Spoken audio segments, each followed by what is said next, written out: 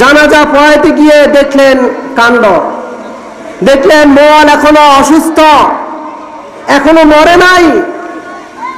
তারা আশ্চর্য হয়ে গেলেন, বললেন কার জানাজা পড়াবো? তখন সবাই বললেন এই যে এই মোয়াল, আমাদের গ্রামের সর্দার মোয়াল, তার জানাজা পড়াবো। তকবীর মে কালেমা মে নামাজ মে আসামে, तकबीर में करे मान नमाज में असामे,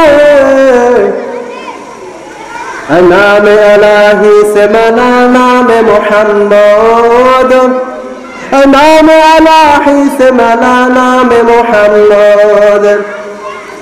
फरमाती है आदम को मुझे खुद तरी में, फरमाती है आदम को मुझे खुद तरी में, लिखा हुआ तौबा पे मेरा नाम मुहम्मद, लिखा हुआ तौबा पे मेरा नाम मुहम्मद। हमीम में महबूब मतलब का इशारा, हमीम में महबूब मतलब का इशारा, फिर क्यों न हो महबूब खुदा नाम मुहम्मद, फिर क्यों न हो महबूब खुदा नाम मुहम्मद। ফেনী লালপুরের মুফতি সাহেব উনি দ্বীনের দাওয়াত দেওয়ার জন্য পাকিস্তানের বিলুচিস্তানে গমন করলেন। অতঃপর 1 মাস দাওয়াত দেওয়ার পরে যখন তারা সেখান থেকে চলে আসবেন, এর পরের দিন ওইখান থেকে রওনা দিবেন, এমন সময় লাওয়া নামের একটি গ্রাম থেকে কিছু মানুষ আসলো। আসার পরে তখন বলল যে আমাদের একজনকে জানাজা নামাজ পড়াইতে হবে, আমাদের গ্রামের মোয়াল উনি, ওনার জানাজা পড়াইতে হবে। যখন আমির সাহেবকে বলল, আমির সাহেব কি করলেন, একজন মুআল্লিম আর 2 জন সাথী ভাইকে দিয়ে বললেন আপনারা যান, একটি জানাজা আছে, জানাজাটা পড়াই আসেন। অতঃপর মুআল্লিম সাহেব এবং সাথী 2 জন ওরা গেলেন মোয়ালের জানাজা পড়াইতে। জানাজা পড়াইতে গিয়ে দেখলেন কাণ্ড, দেখলেন মোয়াল এখনো অসুস্থ, এখনো মরে নাই। তারা আশ্চর্য হয়ে গেলেন, বললেন কার জানাজা পড়াবো? তখন সবাই বললেন এই যে এই মোয়াল, আমাদের গ্রামের সর্দার মোয়াল, তার জানাজা পড়াইতে হবে। তখন হুজুর বললেন আরে জানাজা তো মৃত ব্যক্তির যে উপরে হয়, জীবিত ব্যক্তির জানাজা পড়া যায় না। তখন তারা বলল না, আমাদের জীবিত ব্যক্তিরই জানাজা পড়াইতে হবে। অনেক ফিয়ে করার পরে গ্রামের সবাই বলল যে হুজুর আপনারা যে রাস্তা দিয়ে এসেছেন, এই রাস্তার উভয় পাশে যেই কবরগুলো দেখেছেন, এদের একজনেরও জানাজা হয় নাই। কেন, কি জন্য হয় নাই? বলতেছে হুজুর এই এলাকায় কেউ জানাজা পড়তেও জানে না, পড়াইতেও জানে না, তাই আপনারা এখানে 1 মাস ধরে এসেছেন, আপনারা আগামী দিন সকালে চলে যাবেন। তাই আমরা সবাই মনস্থ করেছি, সিদ্ধান্ত নিয়েছি, আমরা মনে করছি আমাদের মোয়াল অনেক আগে থেকে অসুস্থ, আপনারা থাকতে মারা যাবে, কিন্তু এই মোয়াল তো মরে নাই।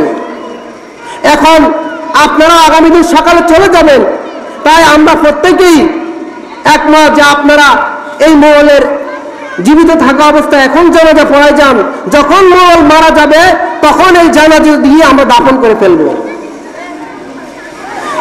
এখন বুঝেন যেই অঞ্চলে মাদ্রাসা নাই, ওই অঞ্চলে জানাজা পড়ার মতো কোনো লোক পাওয়া যায় না, না জানাজা না পড়ে তাদেরকে দাফন করেছে। অথচ আমাদের এলাকা দেখেন যখন যেই সময় দরকার, আলেম ওলামার কোনো অভাব নাই। রাতের 1টা বাজে জানাজার দরকার হয়েছে, মাদ্রাসা থেকে শিক্ষক নিয়ে জানাজা পড়ায় চলে আসতে পারে, কোনো সমস্যা নাই। তাই মাদ্রাসার এত গুরুত্ব, অথচ আমরা অনেকে মাদ্রাসায় গুরুত্ব দেই না। মাদ্রাসায় আমরা স্টুডেন্ট দেই না, মাদ্রাসায় আমরা স্টুডেন্ট দিতে গেলে অনেকে কার্পণ্য করি।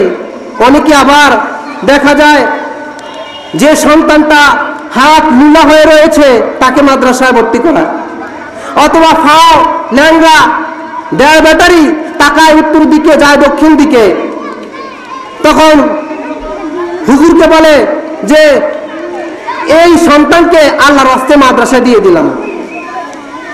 কিন্তু যারা রুষ্টপুষ্ট ভালো সুদর্শন, এদেরকে মাদ্রাসা দেয় না, এদেরকে মাদ্রাসা শিক্ষা গ্রহণ করা না। এখন এই সকল মাদ্রাসারও তো আমরাই আশা বানাই ফেলতেছি, মাদের আশা। তাই মাদ্রাসার গুরুত্ব সম্পর্কে কিছু কথা বললাম। আমরা প্রত্যেকেই এই মাদ্রাসার অনুদান দেব।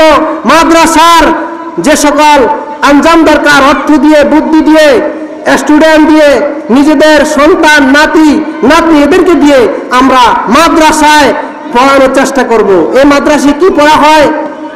যে অঞ্চলে জানাজা পড়ার মতো লোক পাওয়া যায় নাই, অথচ এই নুরানি মাদ্রাসার 2য় জামায়াতের ছাত্র তারা সূরা ইয়াসিন লিখে দিতে পারবে। নুরানি মাদ্রাসার 3য় জামাতের ছাত্র এরা সূরা ওয়াকিয়া, সূরা আর রহমান মুখস্থ বলে দিতে পারবে।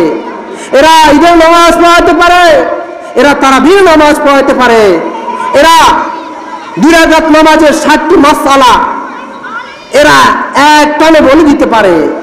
নামাজ কিভাবে পড়াইতে হয় তাও জানে। তাই মাদ্রাসার এত গুরুত্ব। আমরা স্টুডেন্ট, আমাদের যাদের ছাত্র ছাত্রী অথবা নাতি ছেলে মেয়ে, এদেরকে আমরা মাদ্রাসায় ভর্তি করাবো। মাদ্রাসা পড়ালে বুঝবেন আসলে যে অন্যান্য লাইনে পড়ার থেকে মাদ্রাসা পড়ালে কত লাভবান পাওয়া যায়, লাভ হয়। যাক, যেহেতু তাফসীরুল কুরআন মাহফিল, এই নগণ্য বান্দা কোরআনে মহাগ্রন্থ আর কোরআন থেকে যে কিছু সময় আছে, এই সময় একটু তাফসীর করবে। আমি কোরআনে কারিমের 114 সূরার 61 নম্বর সূরা, সূরাতুস সফ, এই সূরা সফের মধ্যে আয়াত আছে 14টি। তার মধ্যে থেকে আমি 8 নম্বর আয়াত তেলাওয়াত করেছি। বিশ্বনবীর অসংখ্য হাদিস, এই হাদিস থেকে তিরমিজি শরীফের 2914 নম্বর হাদিস পাঠ করেছি। আল্লাহ পাক রব্বুল আলামিন যদি তার গোলামকে তৌফিক দেন, আপনারা যদি দোয়া করেন, তাহলে এই আয়াত এবং হাদিসের উপরে কিছু কথা বলার চেষ্টা করব ইনশাআল্লাহ। আল্লাহ পাক রব্বুল আলামিন ইরশাদ করেন, আউযু বিল্লাহি মিনাশ শাইতানির রাজীম, يريدون ليطفئوا نور الله بأفواههم والله متم نوره ولو كره الكافرون। يريدون তারা চায়, লিউতফিউ নূরাল্লাহ আল্লাহ পাকের নূরকে তারা নিভিয়ে দিতে, বিআফওয়াহিহিম তাদের কথার মাধ্যমে, তাদের জবানের ফুৎকার দিয়ে তারা আল্লাহ পাকের নূরকে নিভিয়ে দিতে চায়। কিন্তু আল্লাহ পাক বলেন, ওয়াল্লাহু মুতিম্মু নূরি, আল্লাহ পাক রব্বুল আলামিন তার নূরকে পরিপূর্ণতা দান করবেন। এখন আসি আল্লাহ পাকের নূর বলতে এখানে কি বোঝানো হয়েছে। তাফসিরে আবু বকর জাকারিয়া, তাফসিরে আহসানুল বায়ান, তাফসির ইবনে কাসিরে আল্লাহ পাকের নূর বলতে কোরআন, ইসলাম, মুহাম্মদ সাল্লাল্লাহু আলাইহি সাল্লামের দলিল প্রমাণাদিকে বোঝানো হয়েছে। সর্বপ্রথম যেহেতু কোরআন বোঝানো হয়েছে, কাফের বেঈমানরা, মুরতাদরা চাচ্ছে এই কোরআনের আওয়াজকে ফুঁক দিয়ে নিভিয়ে দিতে। এই কোরআন কি, কোরআনের আওয়াজ আসলে কি নিভিয়ে দিতে পারবে? আমরা যদি কোরআনের একটু ব্যাখ্যা করি তাহলে বুঝতে পারব। এই কোরআন শব্দের শাব্দিক অর্থ হচ্ছে মাকরুউন, পঠিত, অর্থাৎ যেই কিতাব সবচেয়ে বেশি পড়া হয় এই কিতাব হচ্ছে মহাগ্রন্থ আল কোরআন। পৃথিবীর মধ্যে যত ধর্মগ্রন্থ আছে, যত বই পুস্তক আছে, এই কোরআনে কারিমের মতো কোন ধর্মগ্রন্থ, কোন বই পুস্তক এত পড়া হয় না। এমনকি এই কোরআনে পাকের আওয়াজ, তেলাওয়াত 1 সেকেন্ডের জন্য সারা পৃথিবীতে বন্ধ হয় না, কখনো বন্ধ হবে না। 1 সেকেন্ড কেন, 1 ন্যানো সেকেন্ড, 1 ন্যানো সেকেন্ডকে বলা হয় 1 সেকেন্ডের 1 কোটি ভাগের 1 ভাগ হলো 1 ন্যানো সেকেন্ড। 1 ন্যানো সেকেন্ড পর্যন্ত এই কোরআনের আওয়াজ কখনো বন্ধ হয় না। হতে পারে নামাজ, হতে পারে তেলাওয়াত, হতে পারে হেফজখানায় কোরআন পাঠ করা হয়, তেলাওয়াত করা হয়, এই কোরআনের আওয়াজ কখনো বন্ধ হয় না। তাহলে কোরআনের পরিচয় কি? আল কোরআন হুয়া কিতাবুল্লাহ, কোরআন হচ্ছে আল্লাহ পাকের কিতাব। যেহেতু আল্লাহ পাকের ঐশী বাণী মহাগ্রন্থ আল কোরআন, আল্লাহ পাক রব্বুল আলামিন যেমনিভাবে হাইয়ু ওয়া কাইয়ুম, চিরস্থায়ী এবং চিরজীবী, আল্লাহ পাকের কোরআন চিরস্থায়ী, চিরজীবী। এই কোরআন ঐশী বাণী মহাগ্রন্থ আল কোরআন আল্লাহ পাকের পক্ষ থেকে নাজিলকৃত। বিশ্বনবী যখন এই কোরআন তেলাওয়াত করা শুরু করলেন, মক্কার কাফেররা ওই সময় চেয়েছিল এই কোরআনকে বাতিল করে দিতেন। তারা গুজব উঠালো এই কোরআন মুহাম্মদ সাল্লাল্লাহু আলাইহি সাল্লাম নিজে রচনা করে করে মানুষদেরকে শোনায়। যখন কাফের বেঈমানরা এই প্রচার শুরু করলো, আল্লাহ পাক রব্বুল আলামিন তখন তাদের এই কথার দাঁত ভাঙা জবাব দিয়ে কোরআনের পাকের আয়াত নাজিল করেন। সূরা বনী ইসরাঈলের 88 নম্বর আয়াতে আল্লাহ পাক রব্বুল আলামিন কাফেরদের এই কথার দাঁত ভাঙা জবাব দিয়ে চ্যালেঞ্জ ছুড়ে দেন। আল্লাহ পাক রব্বুল আলামিন ইরশাদ করেন, মুল্লাইন জিতামাতিল ইনসু ওয়াল জিন্নু ওয়ালা আয়াতু বিমিসলি হাযাল কুরআন লা ইয়াতুনা বিমিসলিহি ওয়ালাউ কানা বা'দুহুম লিবা'দিন যাহিরা। বল হে রাসূল, আপনি বলেন, লা ইনি জিতামাতিল ইনসু ওয়াল জিন, যদি সমস্ত জিন জাতি একসাথ হয়, সকল মানুষ একসাথ হয়, আলা আয়াতু বিমিসলি হাযাল কুরআন, এই কোরআনের মতো একটি কোরআন রচনা করার জন্য, লা ইয়াতুনা বিমিসলিহি, তারা এই কোরআনের মতো একটি কোরআন রচনা করতে পারবে না, পারবে না, পারবে না। ওয়ালাউ কানা বা'দুহুম লিবা'দিন যাহিরা, যদিও জিন এবং মানুষ একসাথে চেষ্টা শুরু করে দেয়, জিন মানুষদেরকে সহযোগিতা করে, মানুষ জিনদেরকে সহযোগিতা করে, তবুও এই কোরআনের মতো এরকম ঐশী বাণী মহাগ্রন্থ আল কোরআন অনুরূপ তারা রচনা করতে পারবে না। 1450 বছর হয়ে গেল, আজ পর্যন্ত এই চ্যালেঞ্জের মোকাবেলা করার কারো সাহস হয় নাই। আল্লাহ পাক রব্বুল আলামিন এই চ্যালেঞ্জকে আরো সহজ করে দেন। সূরা হুদের 13 নম্বর আয়াতে আল্লাহ পাক ইরশাদ করেন, আম ইয়াকুলুনা ইফতারা কুল ফাতু বিআশরি সুওয়ারিন মিসলিহি মুফতারিয়াত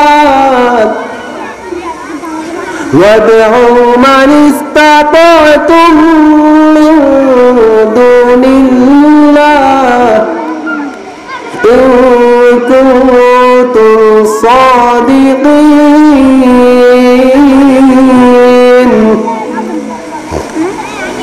আম ইয়াকুলুনা ইফতারা, কাফের বেঈমানরা বলেন আপনি নাকি এই কোরআন নিজে নিজে রচনা করেছেন, এই কোরআন নাকি মহাগ্রন্থ, ঐশী বাণী মহাগ্রন্থ আল কোরআন আল্লাহ পাকের পক্ষ থেকে নাম। আপনি তাদেরকে বলেন প্রথম চ্যালেঞ্জ দিয়েছিলাম পুরা কোরআন শরীফ, এই কোরআন শরীফের মতো অনুরূপ কোরআন রচনা করে নিয়ে আসতে তারা পারে নাই। এখন আপনি তাদেরকে বলে দিন কুল ফাতু বিআশরি সুওয়ারিন মিসলি, তারা যেন এই কোরআনের যে কোনো 10টি সূরার মতো 10টি সূরা রচনা করে নিয়ে আসে। কুল ফাতু বিআশরি সুওয়ারিন মিসলি ওয়াদউ মান ইসতাতাতুম মিন দুনিল্লাহ, আর তাদের যত সাহায্যকারী আছে, সহপাঠী আছে, সাঙ্গপাঙ্গ আছে, এদের সকলকে একসাথ করে তারা চেষ্টা শুরু করে দেয়। ইন কুনতুম সাদিকিন, যদি তারা তাদের কথা সত্যবাদী হয়। 1450 বছর হয়ে গেল, তারা এই কোরআন কারীমের 10টি সূরার মতো 10টি সূরা আজ পর্যন্ত রচনা করে নিয়ে আসতে পারে নাই। অতঃপর আল্লাহ পাক রব্বুল আলামিন আরো সহজ করে দেন। আল্লাহ পাক রব্বুল আলামিন সূরা বাকারার 23 নম্বর আয়াতে ইরশাদ করেন, ওয়া ইন কুনতুম ফি রাইবিন মিম্মা নাযালনা আলা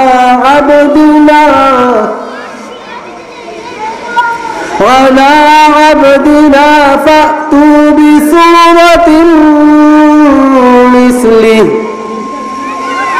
ওয়াদউ শুহাদাআকুম মিন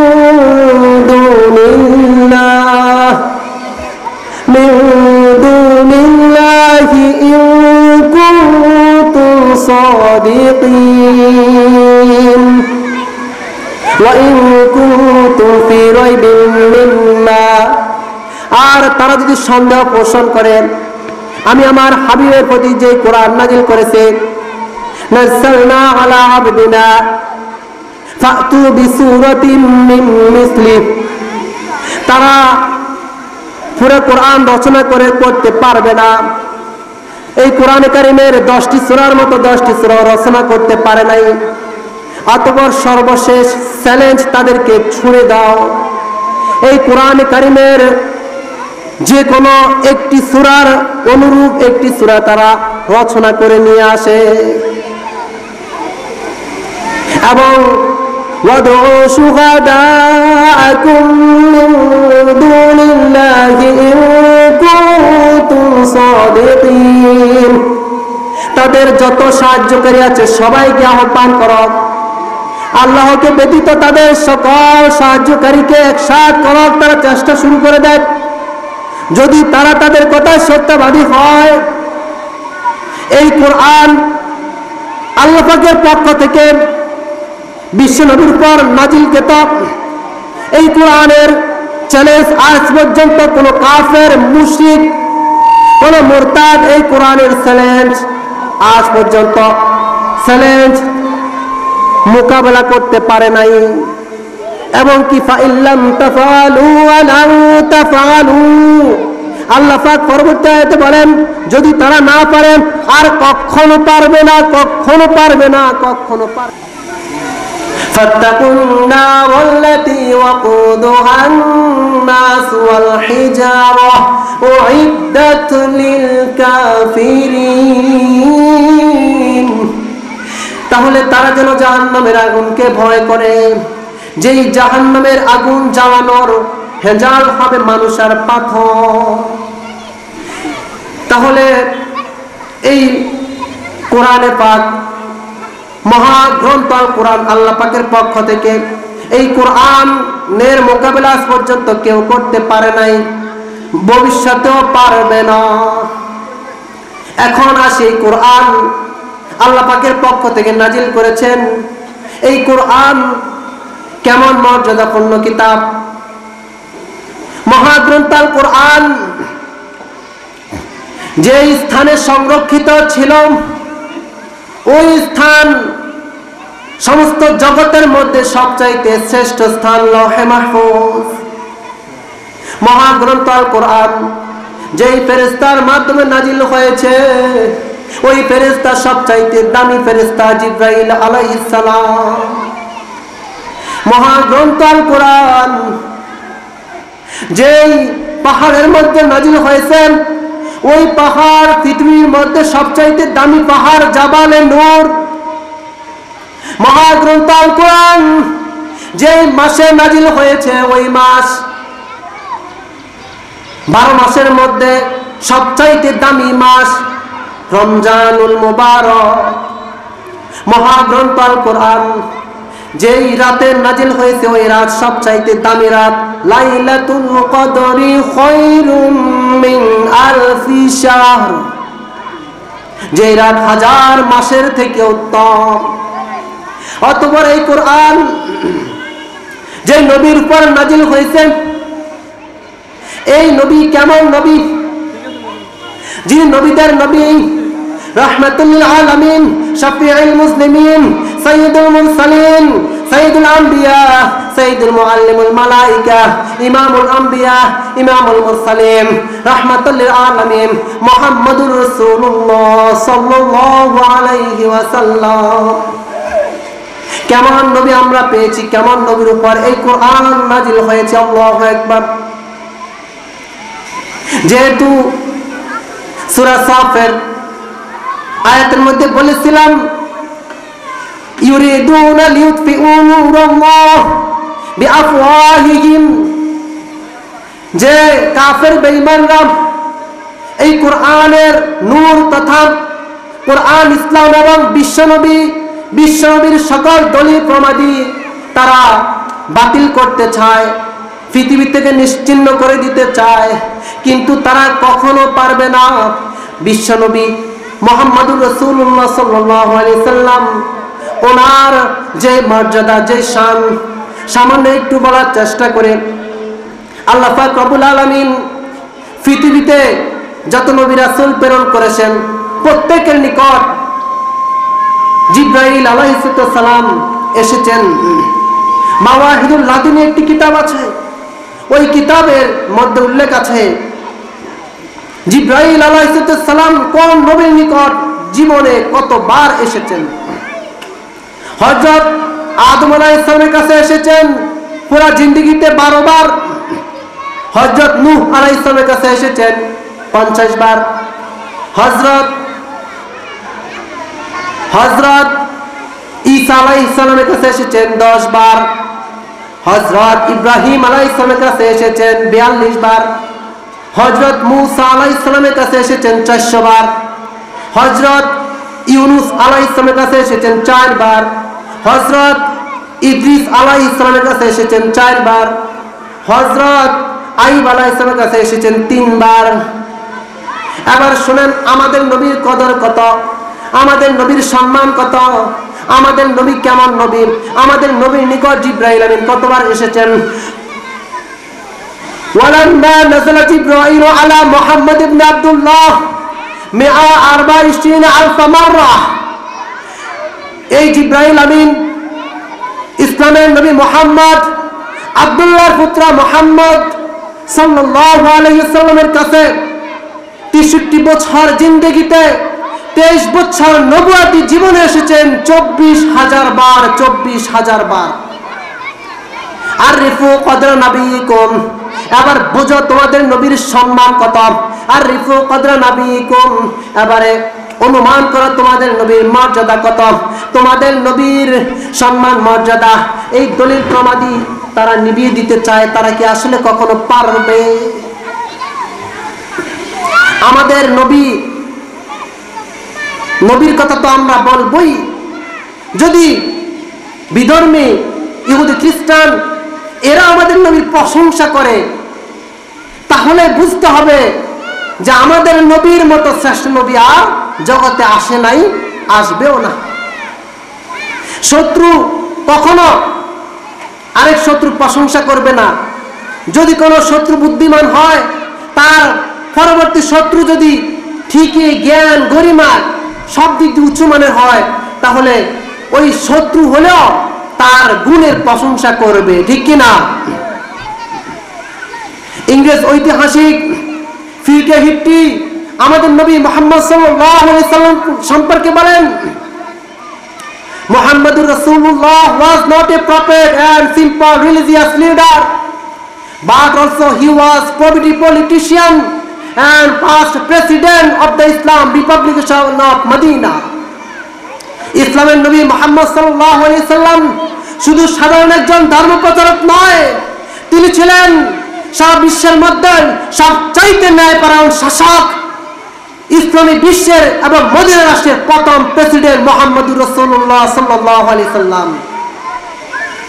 অথবা পাশ্চাত্যের বিখ্যাত খ্রিস্টান লেখক মাইকেল এইচ.এম. হার্ট ইসলামের নবী মুহাম্মদ সাল্লাল্লাহু আলাইহি সাল্লাম সম্পর্কে তার উক্তি বিশ্লেষণ করেছেন এভাবে: My choice of Muhammad only the least of the world, most influential person, may surprise some readers, may be questioned by others, but he was the only man in history who was supremely successful on both the religious and secular lives. তিনি লিখেছেন, সারা বিশ্বের যত মনীষী আছে সকল মনীষীর জীবনী তালাশ করে তিনি একটি দ্য 100 একটি কিতাব রচনা করেছেন। ওই কিতাবের সর্বপ্রথম কার জীবনী দিবেন তিনি তালাশ শুরু করলেন। খুঁজে খুঁজে তিনি ইসলামের নবী মুহাম্মদ সাল্লাল্লাহু আলাইহি সাল্লামের জীবনী দিয়ে দিলেন। খ্রিস্টান হওয়া সত্ত্বেও বিশ্ব নবীর জীবনী দিয়ে দিলেন। অতঃপর তিনি ভূমিকায় উল্লেখ করেন যে আমি বিশ্বের প্রভাবশালী ব্যক্তিদের থেকে ইসলামের নবী মুহাম্মদ সাল্লাল্লাহু আলাইহি সাল্লামকে কেন চয়েস করেছি। অনেকে আশ্চর্য হতে পারেন, অনেকে আমাকে প্রশ্ন করতে পারেন, তবে আমি সারা বিশ্বের যত প্রভাবশালী মানুষ আছেন প্রত্যেকের জীবনে তালাশ করেছি। কারো জীবনের শুরুর দিক পাওয়া গেছে, শেষ জীবন পাওয়া যায় নাই। কারো জীবনের কৌশল পাওয়া গেছে, শস্য পাওয়া যায় নাই। কারো জীবনে সব ভালো কিন্তু এক লাঠি দিয়ে ভরে মারি ফেলেছে। কারো দেখা গেছে ব্যক্তিগত জীবন ভালো, সাংসারিক জীবনে ভেজাল। কারো সাংসারিক জীবন ভালো, ব্যক্তিগত জীবনে দেখা গেছে সে নিজে ফাঁসি দিয়ে মারা গেছে। কিন্তু ইসলামের নবী Muhammad, he was the only man in history who was supremely successful on both the religious and secular lives. একমাত্র ইসলামের নবী মুহাম্মদ সাল্লাল্লাহু আলাইহি সাল্লাম ব্যক্তিগত জীবন থেকে আন্তর্জাতিক জীবন পর্যন্ত, ঘর থেকে সংসদ ভবন পর্যন্ত যত কিছু আছে সব জায়গায় তিনি 100-তে 100 সফল হয়েছেন। তাই এই বিশ্বনবী ইসলামের নবী মুহাম্মদ সাল্লাল্লাহু আলাইহি সাল্লামকে আমি 1 নম্বরে না দিয়ে আর পারি নাই। আমি বিশ্বনবী মুহাম্মদ সাল্লাল্লাহু আলাইহি সাল্লামের শৈশব জীবন তালাশ করেছি। দেখলাম শৈশবের যত কিচ্ছা কাহিনী আছে, যত ঘটনা আছে সবগুলো অক্ষরে অক্ষরে পূর্ণ পুঙ্খানুরূপ উম্মতে মুহাম্মাদের মধ্যে বিদ্যমান আছে। উনি বলেন, মাইকেল এইচ.এম. হার্ট ইসলামের নবী মুহাম্মদের কৈশোর তালাশ করেছেন। কৈশোরের সকল কিছু পূর্ণ পুঙ্খানুরূপে উম্মতে মুহাম্মাদের মধ্যে বিদ্যমান আছে।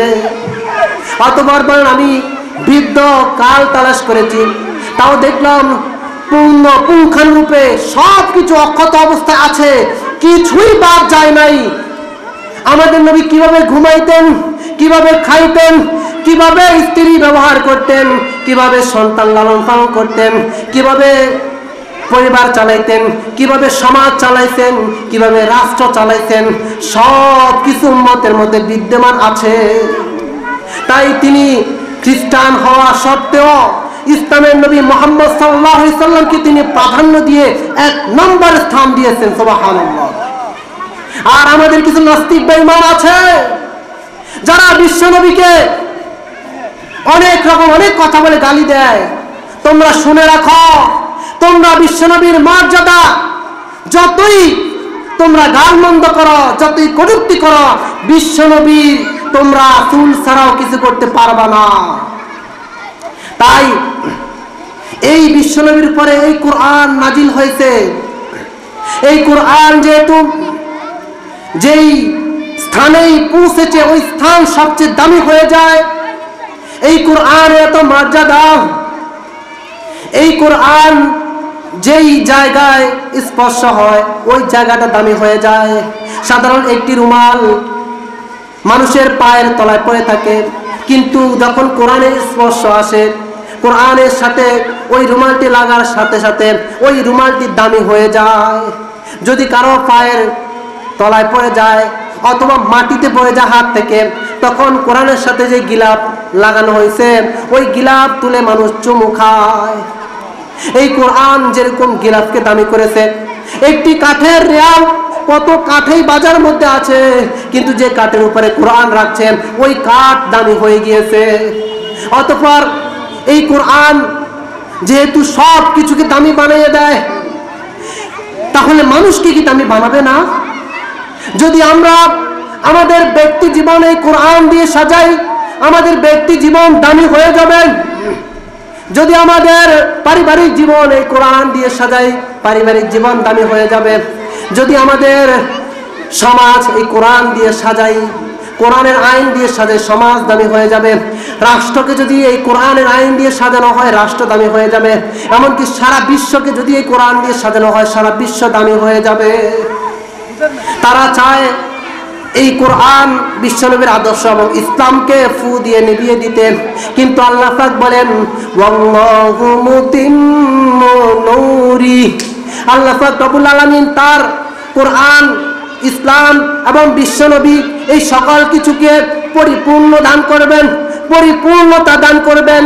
আমরা দলিল প্রমাণের ভিত্তিতে এই সব কিছু আল্লাহ পাক রব্বুল আলামিন যে পরিপূর্ণতা দান করেছে, এটা দলিল প্রমাণের ভিত্তিতে আমরা পেয়েছি। কিন্তু প্রত্যক্ষভাবে সারা পৃথিবীতে এখন ইসলাম কায়েম হয় নাই। ইসলামও আল্লাহ পাকের সবচাইতে শ্রেষ্ঠ ধর্ম। সূরা আলে ইমরানের 19 নম্বর আয়াতে আল্লাহ পাক ইরশাদ করেন ইন্নাদ-দীনা ইনদাল্লাহিল ইসলাম। নিশ্চয় আল্লাহর নিকট সবচাইতে গ্রহণযোগ্য একমাত্র দ্বীন এবং ধর্ম হলো ইসলাম। ومن يبتغي غير الإسلام دينا فلن يقبل منه وهو في الآخرة من الخاسرين। ومن يبتغي আর যে ব্যক্তি অন্বেষণ করে তালাশ করবে গায়রুল ইসলাম দীনা, ইসলাম ব্যতীত অন্য কোন জীবন ব্যবস্থা, ফালা ইউকবাল মিন, তার থেকে এটা গ্রহণ করা হবে না। তাহলে ইসলাম ও আল্লাহ পাক রব্বুল আলামিন ইসলামকেও সারা বিশ্বের মধ্যে দলিল প্রমাণের ভিত্তিতে শ্রেষ্ঠ ধর্ম হিসাবে আল্লাহ পাক ঘোষণা করেছেন।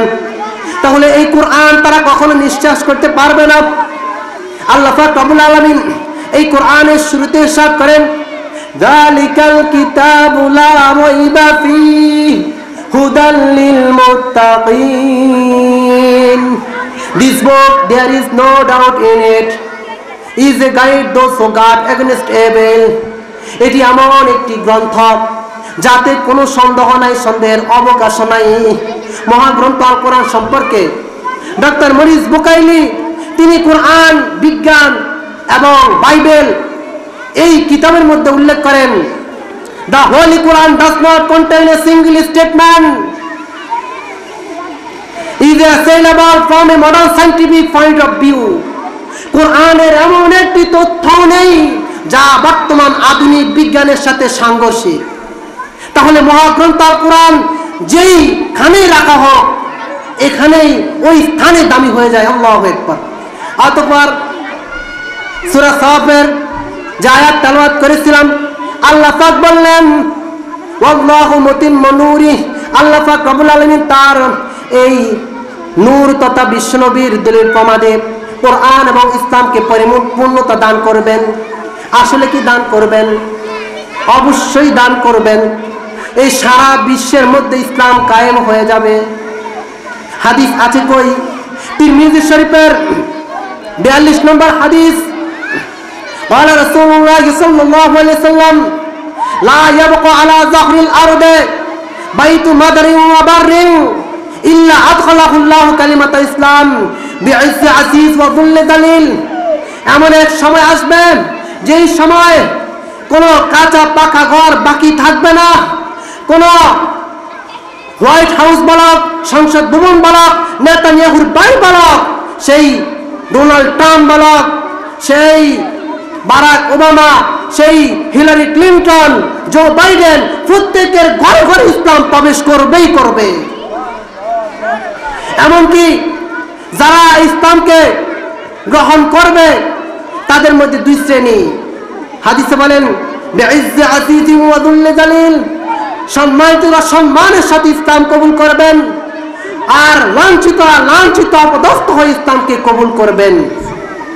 তাই ভালোই ভালোই এখনো ইসলামের পথে সবাই চলে আসি। কিভাবে ইসলাম সারা বিশ্বে কায়েম হবে?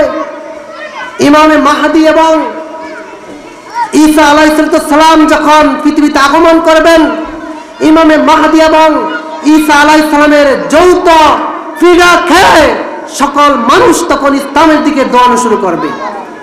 এমনকি সারা বিশ্ব কোরআনের হয়ে যাবে, সারা বিশ্ব ইসলামের হয়ে যাবে। গাছগুলো কথা বলবে, পাথর কথা বলবে। ইহুদির গোষ্ঠী ইহুদিরা, মুরতাদ বেঈমানরা গাছের পিছনে লুকাবে। গাছ কথা বলবে, বলবে আমার পিছনে একটা ইহুদি আছে, তাকে ধরো হত্যা করো। পাথর বলবে আমার পিছনে ইহুদি লুকানো আছে, তাকে ধরো হত্যা করো। এমনি ভাবে ইসলামের জয় জয়কার সারা বিশ্বে প্রতিষ্ঠা হয়ে যাবে।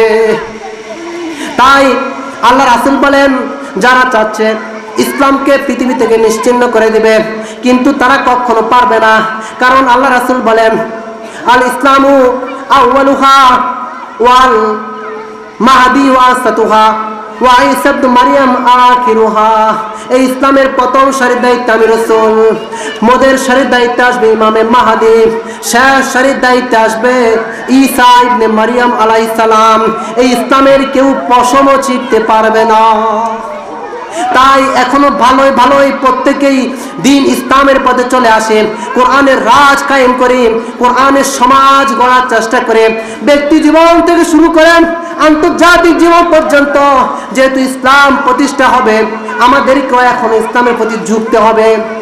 আমাদের কানের ডগায় চলে আসছে সেই গাজওয়াতুল হিন্দ সম্পর্কে আল্লাহ রাসূল মুসনাদ আহমদের 3য় খণ্ডের 588 নম্বর পৃষ্ঠায় ইরশাদ করেন, আন আবু হুরায়রা রাদিয়াল্লাহু তাআলা আনহু ওয়া আদানা রাসূলুল্লাহ সাল্লাল্লাহু আলাইহি ওয়াসাল্লাম গাজওয়াতুল হিন্দ ফাআদরিকুহা আনফিকু ফিহা নাফসি ওয়া মালি।